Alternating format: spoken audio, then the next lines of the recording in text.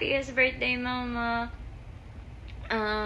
Alam ko wala ka ibang pinag-prepare or wini-wish kundi yung kapakanan at kabutihan namin magkakapatid ngayon. Please ngayon enjoyin mo muna yung sarili mo, angkinin mo tong araw na to at gawin mo masaya ang buhay mo ngayong araw na to. Please love, priority mo. Ang wish ko para sa'yo is that sana pahabain pa ni Lord yung buhay mo.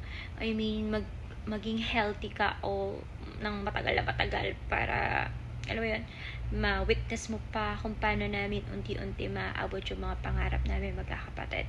Believe it or not, wala kaming hinangad magkakapatid kundi yung kaligayahan mo, and alam ko yun yung maabot namin isa-isa yung mga goal namin.